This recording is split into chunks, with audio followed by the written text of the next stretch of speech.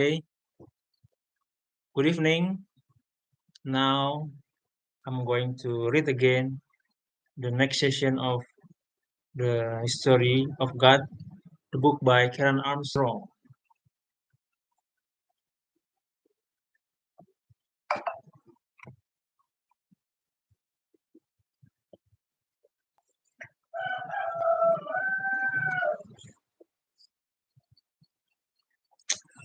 Okay, before we continue, let's check again who is online.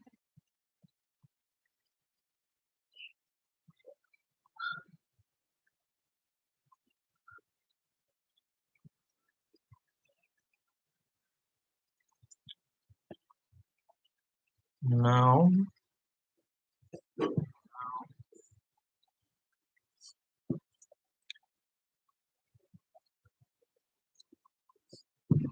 tunggu dulu. Wait.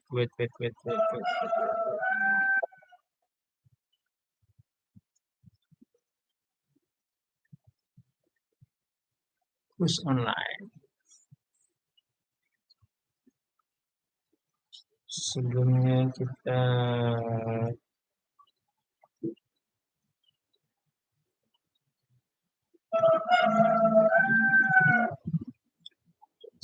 wait, tunggu dulu.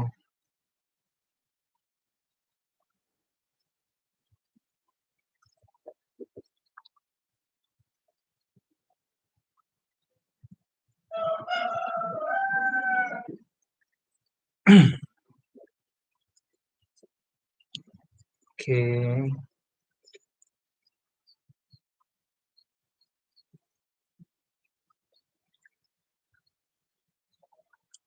kita lihat.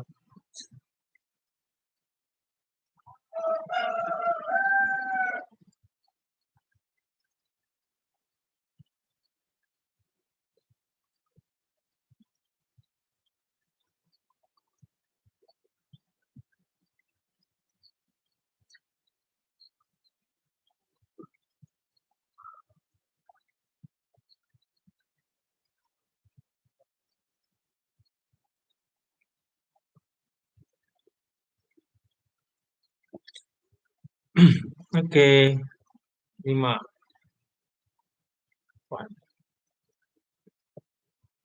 5 people.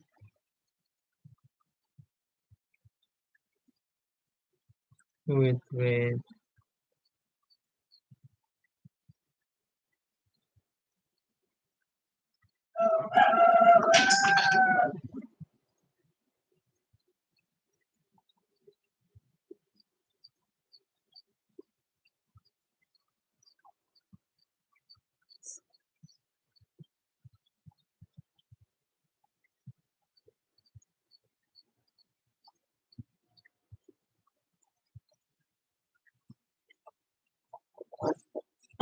Five people.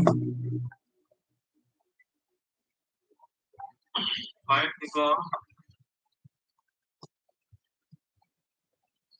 Five people.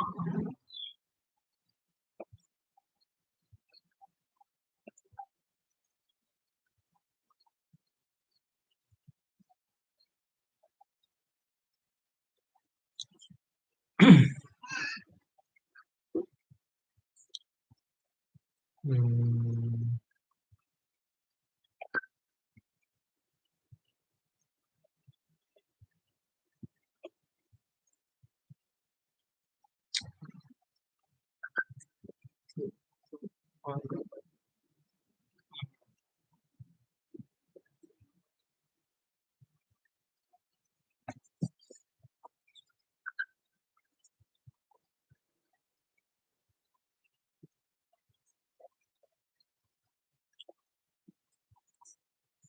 okay.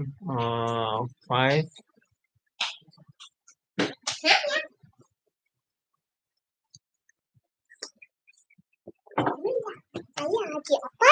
You online?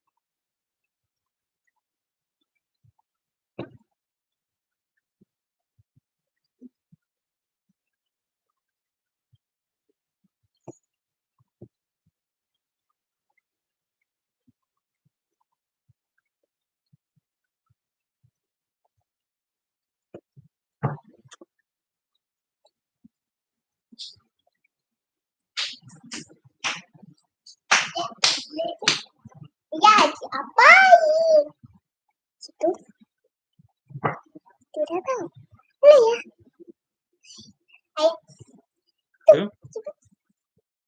Hmm. Dah. Tuh, wah, agak pat, Mak. Hmm.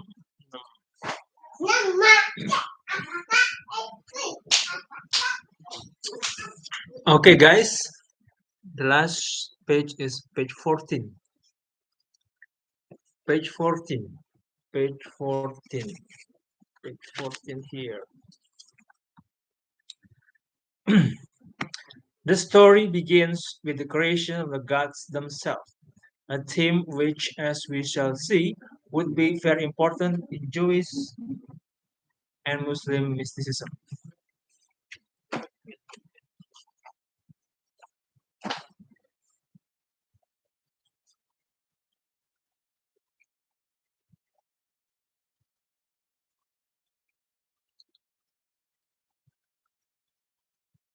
Wait, wait, wait.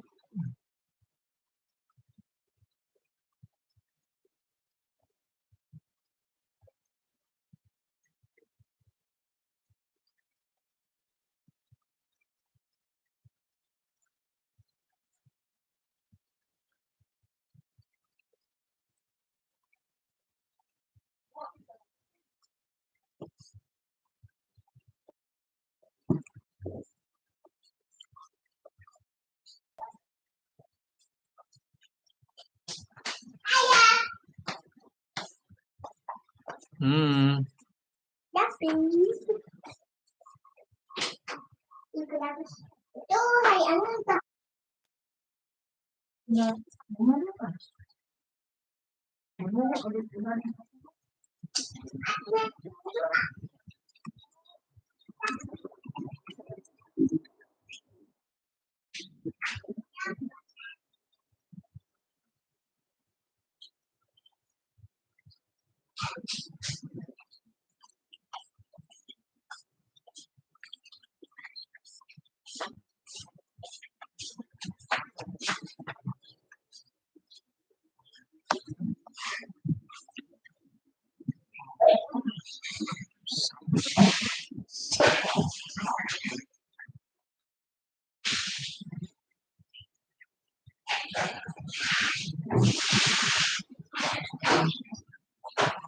Okay.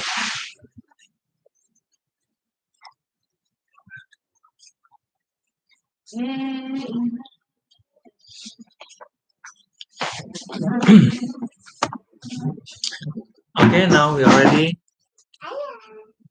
The story begins with the creation of the god themselves, a theme which, as we shall see, would be. Astaghfirullahaladzim. The story begins with the creation of God themselves, a theme which, as we shall see, would be very important in Jewish and Muslim mysticism. In the beginning, said the Enuma Elis, the gods emerged two by two from a formless, mystery was a substance which was itself divine. In Babylonian myth, as later in the Bible, there was no creation out of nothing, an idea that was alien to the ancient world. Before either the gods or human beings existed, the sacred raw material has existed from all eternity. When the Babylonians tried to imagine this primordial divine stuff, they thought that it must have been similar to the swampy wasteland and of Mesopotamia, where floods constantly threatened to wipe out the frail works of man. In the Enuma Elis, chaos is not a fiery, existing mess, therefore, but a sloppy mess where everything lacks boundary, definition, and identity. When sweet and bitter, quickly together, no sweep was played, no rush muddied the water. The gods were nameless, naturalness, futureless.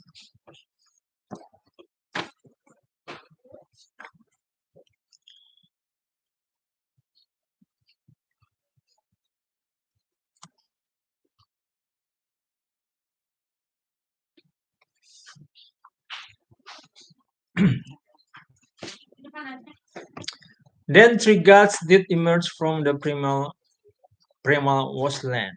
Apsu, identified with the sweet water of the rivers, his wife Tiamat, the salty sea, and Mummu, the womb of chaos. Yet these gods were, so to speak, an early inferior model which needed improvement. The names Apsu and Tiamat can be translated abyss, void, or bottomless gulf. They share the shapeless inertia of the original formulas and had not yet achieved a clear identity. Consequently,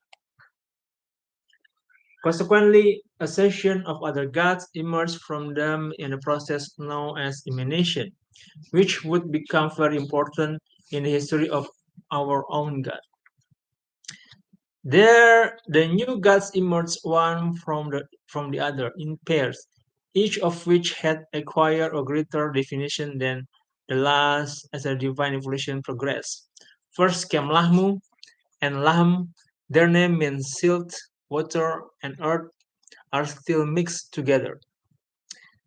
Next came Asher and Kishar, identified respectively with the horizon of sky and sea. Then I knew the heaven, and Ea, the earth, arrived and seemed to complete the process. The divine world had sky, rivers, and earth, distinct and separate from one another. But creation had only just begun. The force of chaos and disintegration could only be held at bay by means of a painful and incessant struggle. The younger, dynamic gods rose up against their parent, but even though Ea was able to overpower Apsu and Mumnu, he could make no headway against Tiamat, who produced a whole brood of misshapen monsters to fight on her behalf. Fortunately, Ea had a wonderful child of his own, Marduk, the sun god, the most perfect specimen of the divine line. At the meeting of the great assembly of gods, Marduk promised to fight Tiamat on condition that he became their ruler.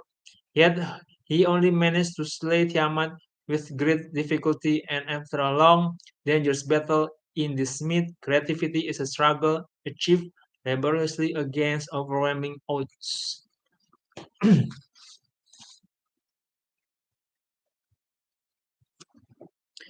Eventually, however, Marduk stood over Tiamat's vast corpse and decided to create a new world.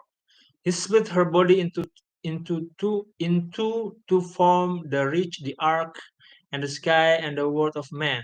Next, he devised the laws that would keep everything in its appointed place. Order must be achieved, yet the victory was not complete. It had to be re-established by means of a special liturgy. Year after year, consequently, the gods met at Babylon, the center of the new earth, and built a temple where the celestial ritual could be performed. The result was the great ziggurat in honor of Marduk, the earthly temple, symbol of infinite heaven. With which it was completed, Marduk took his seat at the summit, and the gods cried aloud, "This is Babylon, dear city of the gods, here beloved home." Then they performed the liturgy from which the universe received its structure. The hidden world is made plain, and the gods assign their place in the universe. This law and ritual are binding upon everybody. Even the gods must observe them to ensure the survival of creation. The myth expressed the inner meaning of a civilization as the Babylons saw it. The, they knew perfectly well that their own ancestor had built the ziggurat, but the story of the inner elites articulated their belief that their creativity enterprise could only endure if it partook of the power of the divine. The liturgy had celebrated at the New Year had been devised before a human being had come into existence. It was written into the very natural thing to which even the gods had to submit.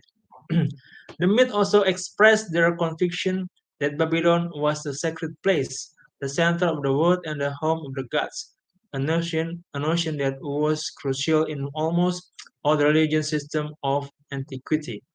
The idea of the holy city, where men and women felt from they were closely in touch with sacred power, the secret of all being and efficacy, would be important in all three of the monotheistic religion of our own God.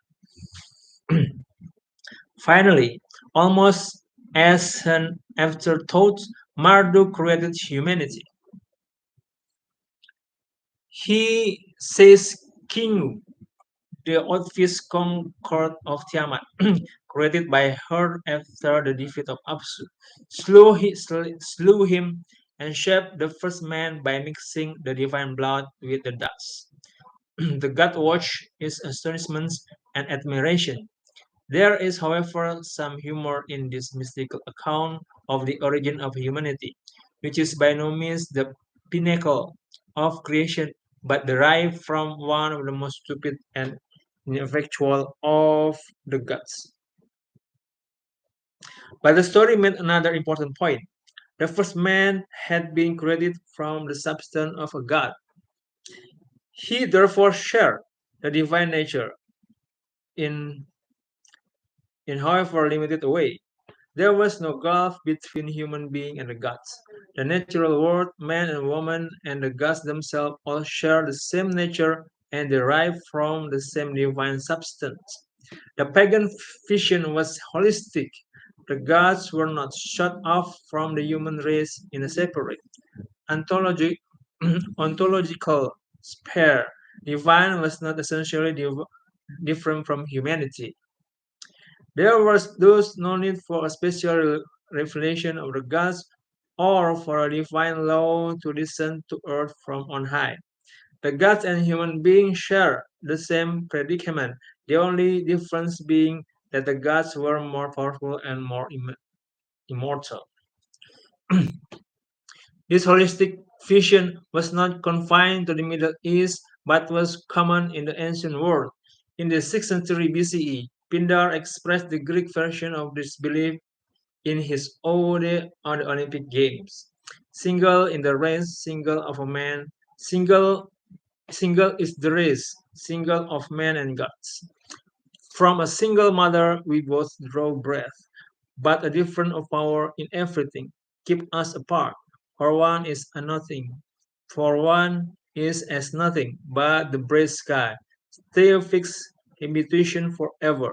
Yet we can, in the greatest of mind, or of body, be like immortals.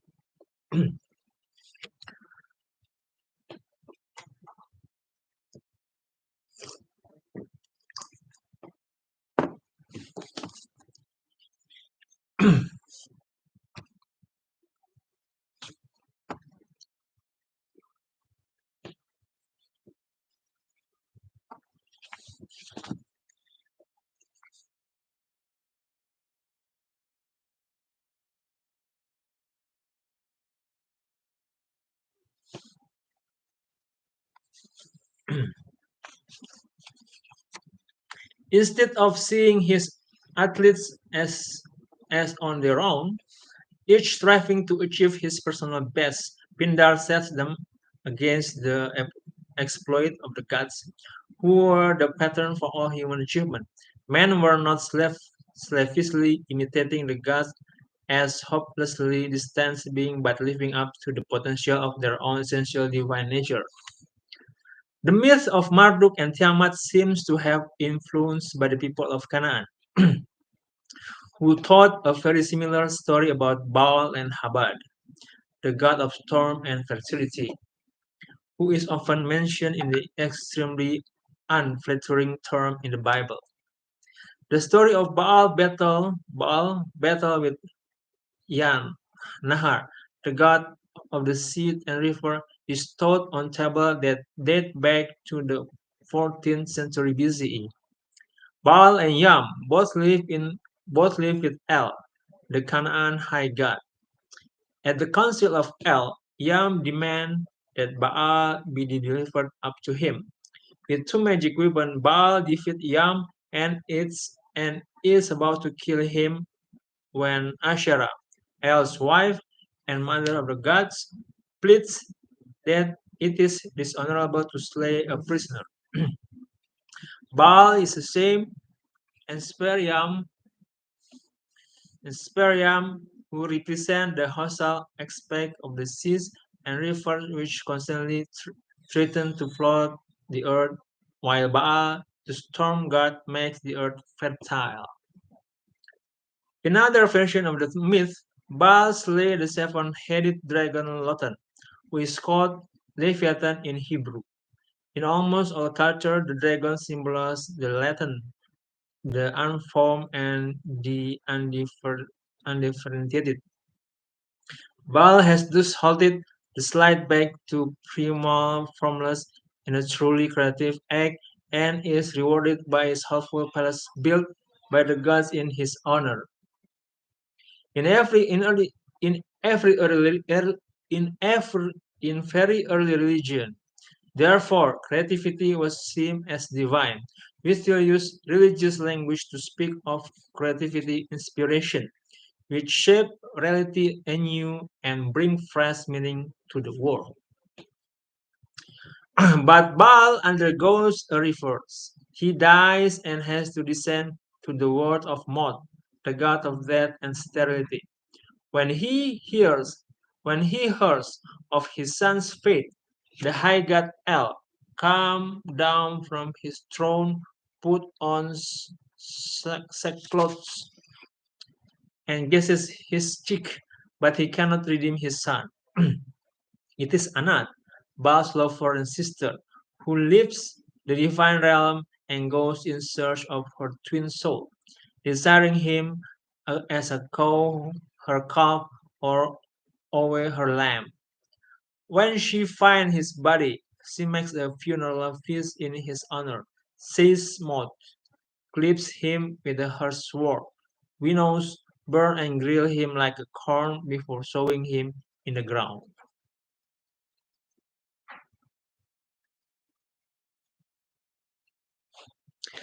Similar stories are told about the other great goddess, Inar, Isar, and Isis, who search for the dead god and bring new life to the soil.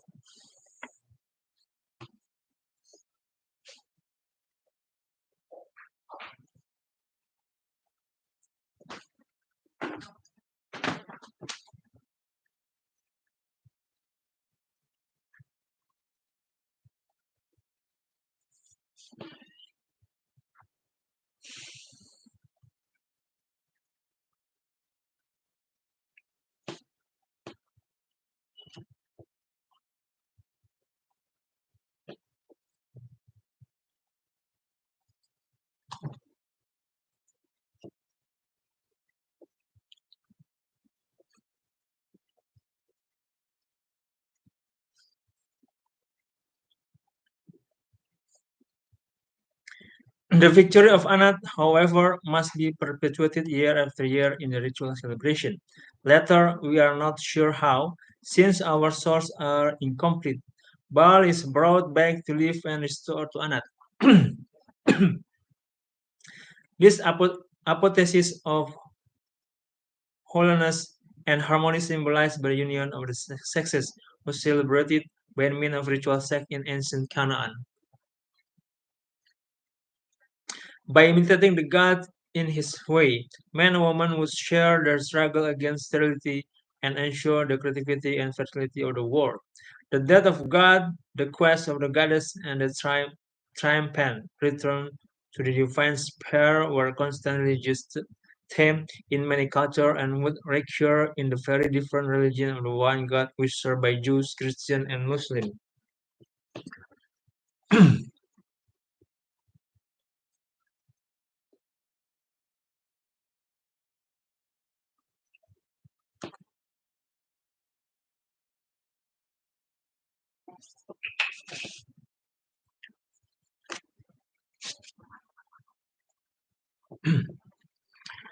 This religion is attributed in the Bible to Abraham, who left Ur and eventually settled in Canaan sometime between the 20th and 19th century BCE. We have no contemporary record of Abraham, but scholars think that he may have been one of the wandering chieftains who had led their people from Mesopotamia toward the Mediterranean at the end of the third millennium BCE. These wilderness, some of whom are called Abirus, or Habiru, in Mesopotamian and Egyptian source, spoke West Semitic languages, of which Hebrew is one. They were not regular desert nomads like the Bedouin, who migrated with their flock according to the cycle of the season, but were more difficult to classify and such were frequently in conflict with the conservative authority. Their cultural status was usually superior to the desert folk. Some served as mercenaries, others became government employees, others worked as merchant, servant, or tinker. Some became rich and might then try to acquire land and settle down. The story about Abraham in the book of Genesis show him serve the king of Sodom as a mercenary and describe his frequent conflict with the authority of Canaan and its environments. Eventually, when his wife Sarah died, Abraham bought land in Hebron, now on the West Bank.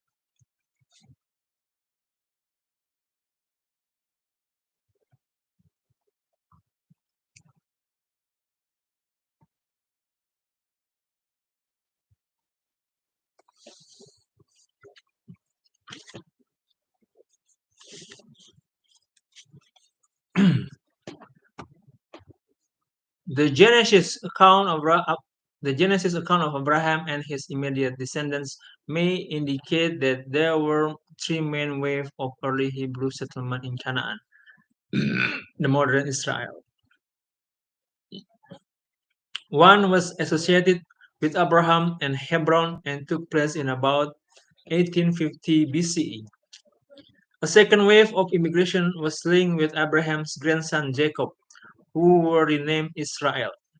May God show may God show his strength. He settled in Shechem, which is now the Arab town of Nablus on the West Bank. The Bible tells us that Jacob's son, who became an ancestor of the 12th tribe of Israel, immigrated to Egypt during a severe famine in Canaan. The third wave of Hebrew settlement occurred in about 1200 BCE, when tribes who claimed to be descendants of Abraham arrived in Canaan from Egypt. They said that they had been enslaved by the Egyptians but had been liberated by a deity called Yahweh, who was the God of their leader Moses. After they had forced their way into Canaan, they allied they allied themselves with the Hebrews there and became known as the people of Israel. The Bible makes it clear that the people we know as the ancient Israelites were a confederation of various ethnic groups, bound particularly together by their loyalty of Yahweh, the God of Moses.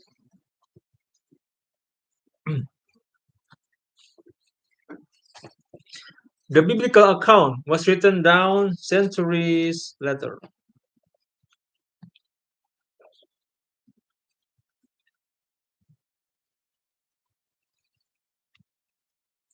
However, in about the 8th century BC, though it certainly drew an earlier narrative source, during the 19th century, some German biblical scholars developed a critical method which discarded four different sources in the first five books of the Bible: Genesis, Exodus, Leviticus, Number, and Deuteronomy. These were later collected into the final text of what we know as the Pentateuch during the 5th century BC. This form creation had come in for a good deal of harsh treatment, but nobody has yet come up with a more satisfactory theory which explains why there are two quite different accounts of key biblical events, such as the creation of flood and why the Bible sometimes contradicts itself. The two earliest biblical authors whose work is found in Genesis and Exodus were probably writing during the 8th century, though some would give them an earlier date. One is known as J because he called his god Yahweh. The other E, since he preferred to use the more formal divine title Elohim. By the 8th century, the Israelites had divided Canaan into two separate kingdoms. J was writing in the southern kingdom of Judah, while E came from the northern kingdom of Israel. See map number 8. We will discuss the two of other resources of Pentateuch, the Deuteronomies D and Priestly P, account of the ancient history of Israel, in the chapter 2. We shall see that in many respects both J and E share the religious perspective of their neighbors in the Middle East, but their account do show that by 8th century BCE, the Israelis were beginning to develop a distinct vision of their own. J, for example, starts his history of God with an account of the creativity of the world, which compared with the Enuma Elis is strengtheningly perfectionary. At the time, when Yahweh God made earth and heaven, there was as yet no wild bush on the earth, nor had any wild plant yet spring up. For Yahweh God had not sent rain on the earth, nor was there any man to till the soil. However, a flood was rising from the earth and watering all the surface of the soil. Yahweh God fashioned man, Adam, and dust from the soil, Adamah. Then he breathed into his mouth, into his nostrils, the breath of life, and thus man became a living being.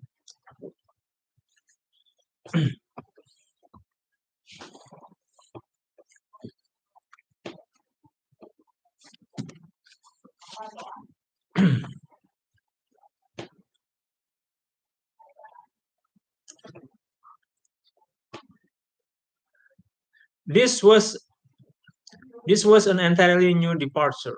Instead of concentrating on the creation of the world and the prehistoric period like this, his pagan contemporary in Mesopotamia and Canaan, J. Earmore, J.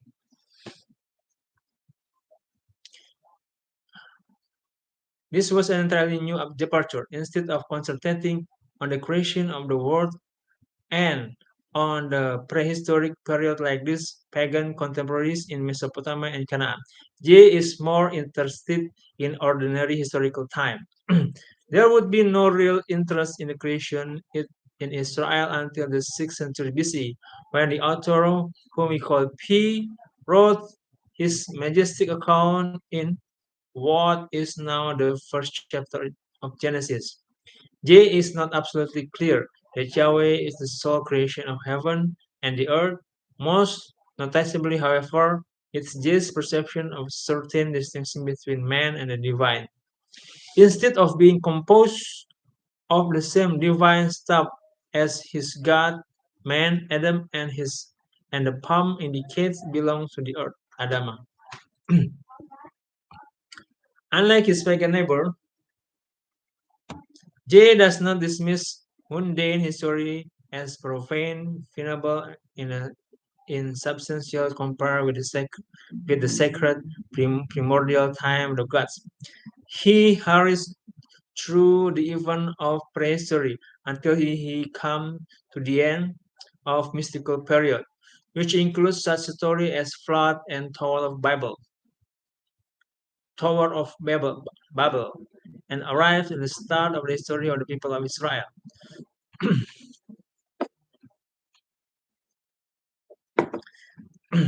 This began abruptly in chapter 12 when the man of Abraham, who will later be renamed Abraham, father of a multitudes, is commanded by Yahweh to leave his family in Haran, in what is now eastern Turkey, and migrate to Canaan near the Mediterranean Sea.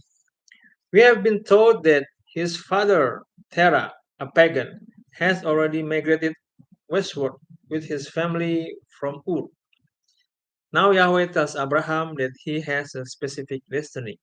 He will become a father of a mighty nation that will one day be more numerous than the stars in the sky, and one day his descendant will possess the land of Canaan as their own. This account of the call of Abraham set the tone for the future history of this God. In the ancient Middle East, the divine manna was experienced in ritual and myth. Marduk, Baal, and Anat were not expected to involve themselves in the ordinary, profane lives of the whisper. Their action had been performed in sacred time. The God of Israel, however, made his power effective in current event in the real world. He was experienced as an imperative in the here and now. His first revelation of himself consists of a command: Abraham is to leave his people and travel to the land of Canaan.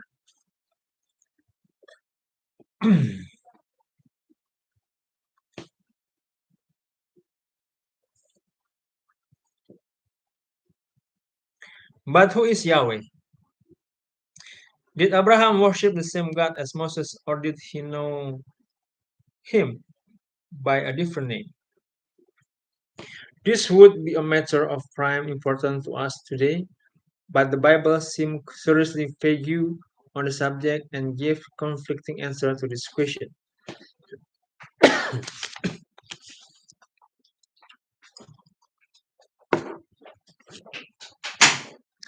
J calls his God Yahweh throughout by the time he was writing.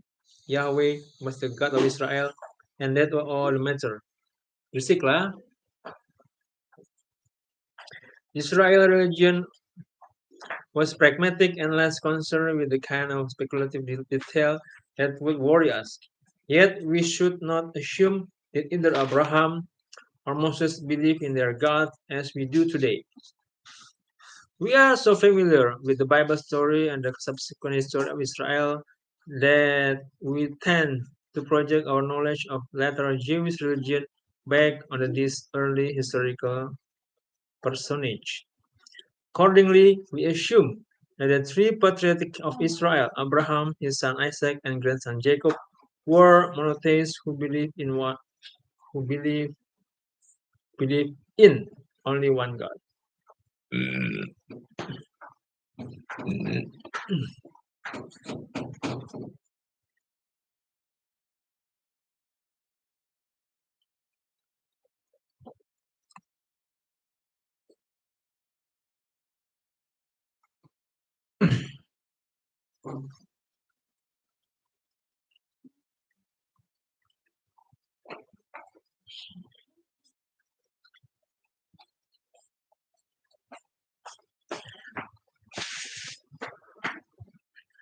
This does not this does not seem to have been the case.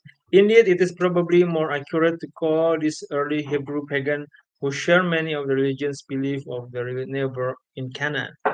They would certainly have believed in the existence of such deities as Marduk, Baal, and Anat. They might not all have worshipped the same deity. It is possible that the God of Abraham, the fear or kinsman of Isaac, and the mighty one of Jacob were three separate gods.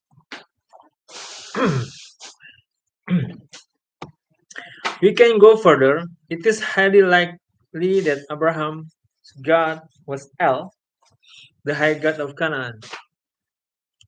The deity introduced himself to Abraham as El Shaddai, El of the mountain, which was one of El's traditional title. Elsewhere, he is called El Elyon, the Most High God, or El of Bethel. The name of Canaan's high god is preserved in such Hebrew names as Israel or Ishmael. They experienced him in ways that would not have been unfamiliar to the Middle East. We shall see that centuries later Israel found the manna or holiness of Yahweh a terrifying experience. On Mount Sinai, for example, he would appear to Moses in the midst of an awe-inspiring volcanic eruption, and the Israelites had to keep their distance. In comparison, Abraham's God El is a very mild deity. He appears to Abraham as a friend and sometimes even assumes human form. This type of divine apparition, known as an epiphany, was quite common in the pagan world of antiquity. Even though, in general, the gods were not expected to intervene directly in the life of mortal man or woman, certainly privileged individuals in mythical time had encountered their god face to face. The Iliad is full of such epiphanies. The gods and goddesses appear to both Greek and Trojan in dream, when the boundary between the human and divine world was believed to be lower. At the end, at the very end of the Iliad, Priam is guided to the Greek ship by a charming young man who finally reveals himself as a Hermes. When the Greeks look back to the golden age of their heroes,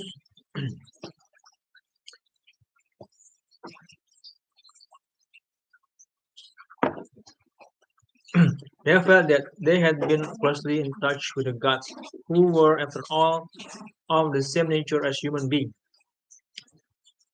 These stories of epiphanies express the holistic pagan vision,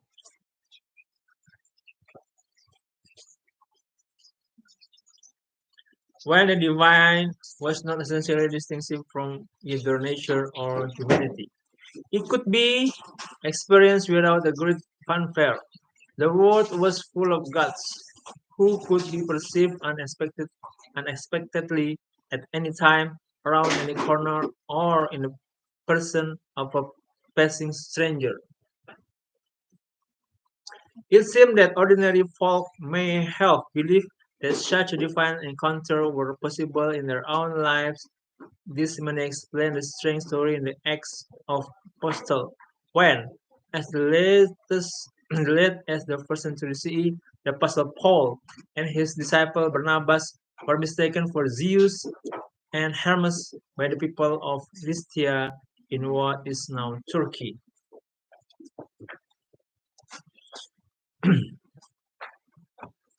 In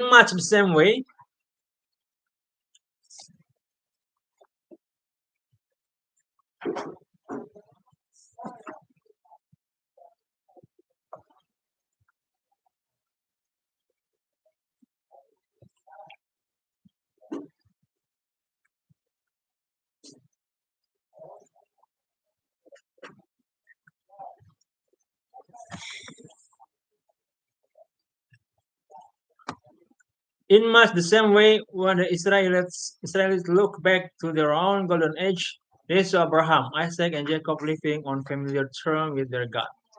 El gives them friendly advice, like and share like at like Anisha or Shiftain. He guides their wandering, tells them whom to marry, and speaks to them in dreams. Occasionally, they seem to have Occasionally, they seem to see him in a human form, an idea that would later be anathema to the Israelites. In chapter 18 of Genesis, J tells us that God appeared to Abraham by the oak tree of Mamre near Hebron. Abraham had looked up and noticed three strangers approaching his tent during the hottest part of the day. With typical Middle East courtesy, he insisted that they sit down and rest while he hurried to prepare food for them. In the course of conversation, it transpired quite naturally that one of these men was none other than his God, who they always call Yahweh. The other two men turned out to be angels. Nobody seemed particularly surprised by this revelation.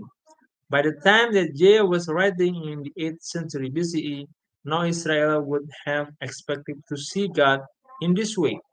Most would have found it a shocking notion. J's contemporary E. finds J's contemporary E. finds the old story about the patriarchal intimacy with God unseemly.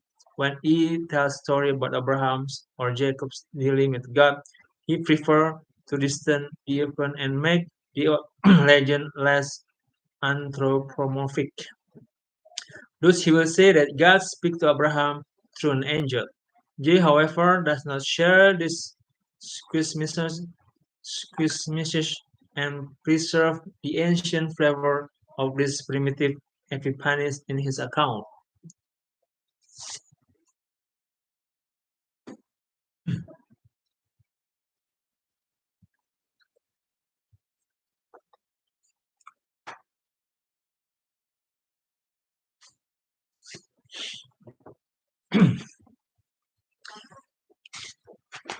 Jacob also experienced a number of epiphanies.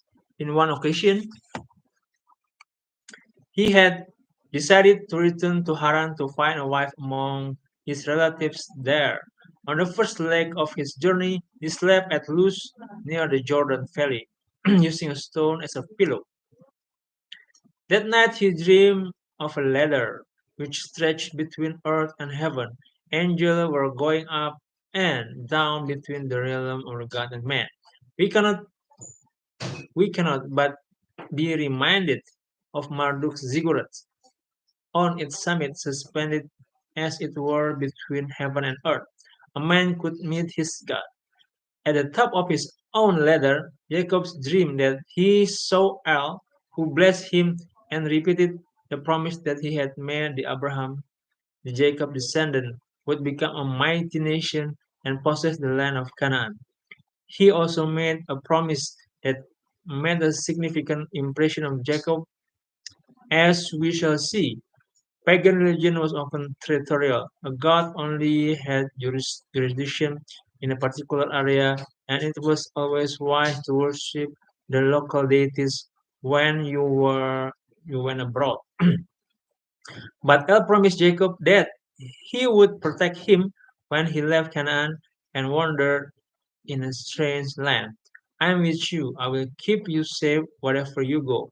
The story of this early epiphany showed that the high god of Canaan was beginning to acquire a more universal implication.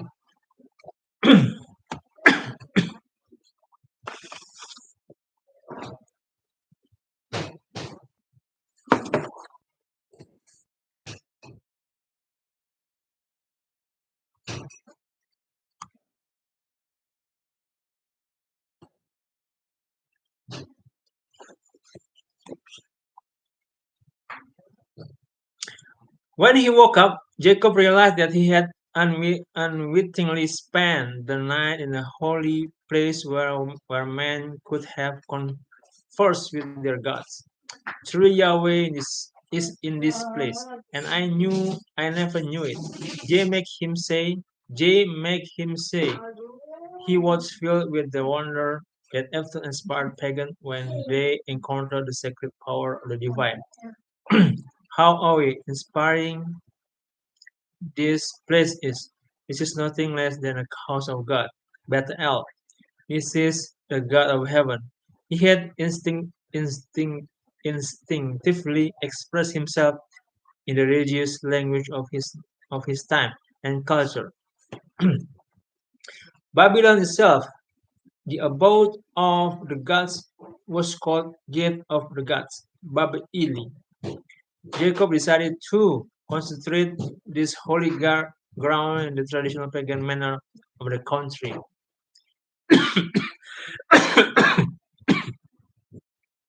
He took the stone he had used as a pillow and painted it and sanctioned it with a libation of oil.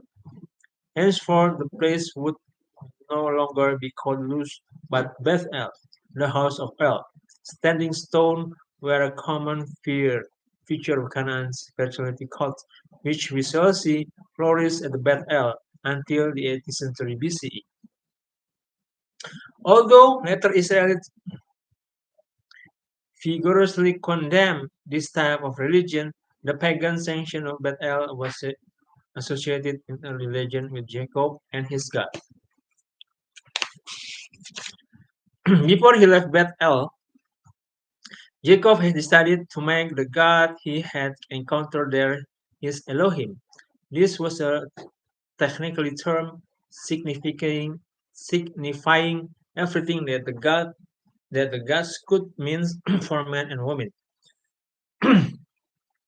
Jacob had decided that if El, or Yahweh as Jay calls him, could really look after him in Haran, he was particularly effective.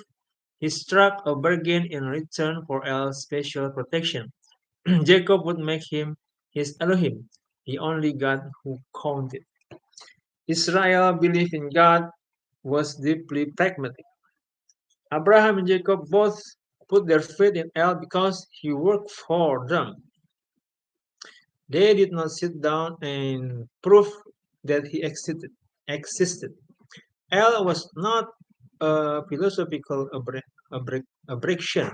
In the ancient world, manna was a self-evident fact of life, and a God proved his word.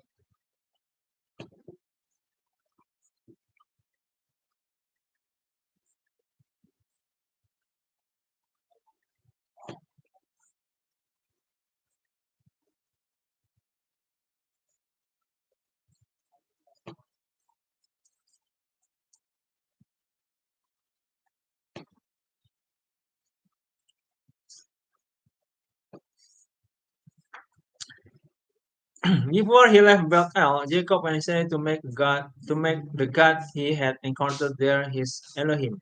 This was a technical term signifying everything that the gods could mean for man and woman. Jacob has decided that if El, or Yahweh as Jay calls him, could really look after him in Haran, he would particularly effective. He struck a bargain in return for El's specific protection. Jacob would make him his Elohim. The only God who counted Israel believe in God was deeply pragmatic. Abraham and Jacob both put their faith in El because he worked for them. They did not sit down and prove them that he existed. El was not a philosophical abstraction. In the ancient world, manna was a self-evident fact of life, and God proved his worth if he could transmit this effectivity. This pragmatism would always be a factor in the history of God. People would continue to adopt a particular conception of the divine because it worked for them, not because it was scientifically or philosophically sound. Years later, Jacob returned from Haran with his wife and family. As he re-entered the land of Canaan, he experienced another strange epiphany. At the fort of Jabbok on the west bank, he met a stranger who rested with him all night. At daybreak, he most spiritually being. His opponent said that he had to leave but Jacob held on to him. He would not let him go until he had revealed his name. In the ancient world, knowing somebody's name gave a certain power over him, and the stranger seemed reluctant to reveal this piece of information. As the stranger encountered, as the stranger encounter developed, Jacob became aware that his opponent had been none other than El himself. Jacob then made this request, I beg you, tell me your name. But he replied, why do you ask my name? And he blessed him there.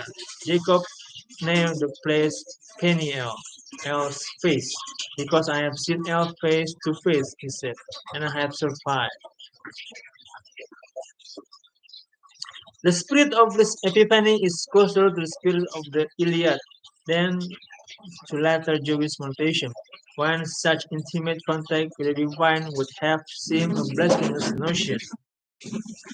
Yet, even though these early tales show the patriotic encountering their God in much the same way as their pagan contemporaries, they do introduce a new contemporary of religion experience. Throughout the Bible, Abraham is called a man of faith. Throughout, we tend to define faith as an intellectual assent to a creed, but as we have seen, the biblical writer did not view faith in God as abstract metaphysical belief.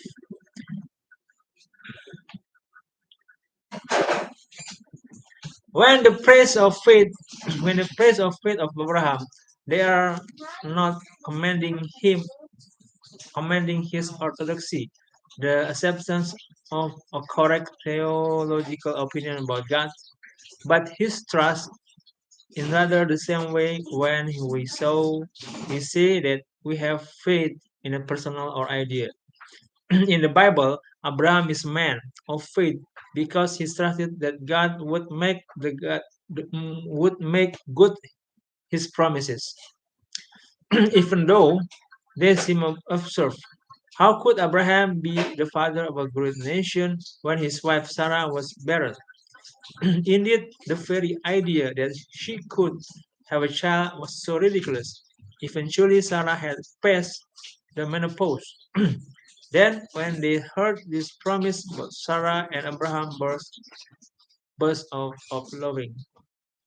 When against when against all the odds, their son is finally born. They called him Isaac, a name that a name that may mean laughter. The joke soon sour, however, when God made an appealing demand. Abraham must sacrifice his only son to him.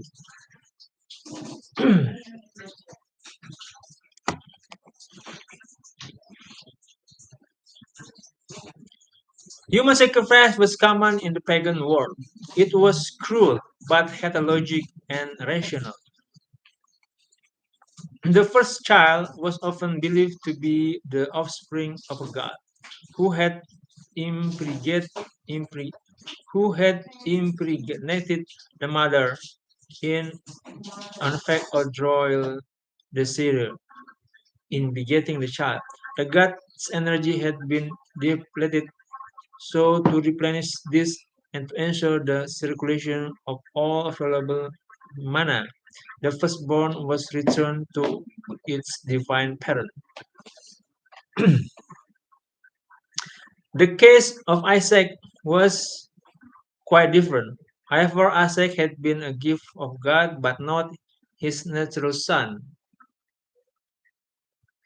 There was no reason for the sacrifice, no need to replenish to divine energy.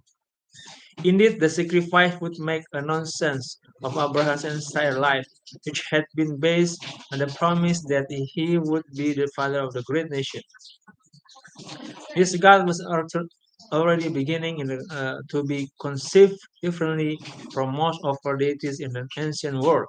He did not share the human predicament. He did not require input of energy from man and woman. He was in different language and make whatever demands he chose. Abraham decided to trust his God.